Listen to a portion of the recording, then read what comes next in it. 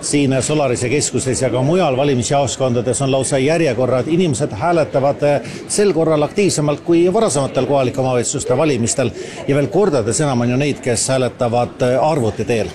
Kuid rääkides arvutitest, siis jätkub ka Eesti valimiste traditsioon e-hääletamist vaidlustada. Valimiskomisjonile on esitatud 3 kaebust e-hääletamise korralduse kohta. 3 kaebuse sisu on sama. Süsteemi elektroonilised võtmed olid teatud aja pitseerimata inimeste käes laiali. Siis kui selle võtme moodustamine toimus, juhtus, et need võtmete tükid läksid jalutama ja ei olnud kontrolli all ja me teame, tänapäeval on olemas tehnoloogia, kus seda saab kiiresti ja lihtsasti kopeerida ja see sisuliselt tähendab seda, et e-valimiste võti on kompromiteeritud.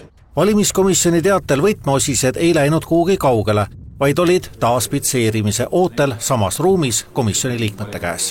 Aga need kaardid ongi komisjoni liikmetele väljastatud, et nemad ongi nende hoidjad. Aga nad hoidsid neid ka pitseerimata? Jah. Kus nad siis hoidsid või kus nad liikusid komisjoni liikmed nende kaartidega? No komisjoni liikmed olid saalis, istusid seal, jälgisid toimingute läbiviimist. Lisaks ei piisaks ühe inimese võtme muutmisest, sest süsteem kontrollib terviklikkust. Seega peaksid kõik olema kaasosalised ning isegi siis oleks kaartide kopeerimine ja muutmine seal ruumis võimatu. Selles mõttes ei ole siin nagu kahtlust selles, et komisjoni liikmed oleksid käitunud kuidagi sobimatult. Helmet see ei veena. Ja see ei vasta tõele, et neid võtmeid taskus ei ole võimalik kopeerida. Et neid on, tänasel päeval on olemas kõrgtehnoloogia, mis võimaldab juba distantsilt kopeerida kiipkaardide sisu.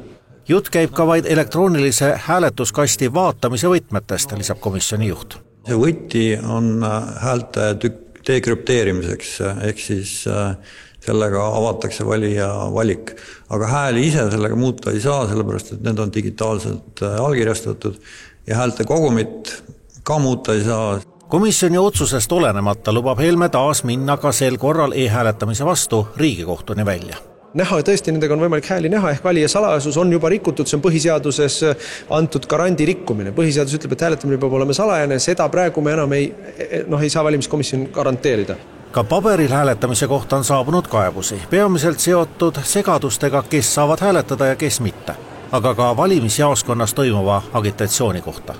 Karistus ei ähvarda sellisel juhul, kui rikkuja märkusele reageerib kohe. Selgituste teel lahendamine ongi tegelikult kõige otstarbekam viis. Nüüd, kui tõesti peaks tekkima olukord, et jaoskonna komisjoni liikme korraldusi ei täideta, no siis on võimalik kutsuda politsei. Aga me ei ole seda teinud. Tänaseks on hääletanud üle 160 000 inimese, neist 2/3 elektrooniliselt. Tipp-poliitikud käivad tihti hääletamas paberil, aga see pole usalduse küsimus, vaid valimisjaoskonnas saab rohkem tähelepanu. Kaamerad filmivad ning kuni pühapäevani on ju iga kajastus kasuks.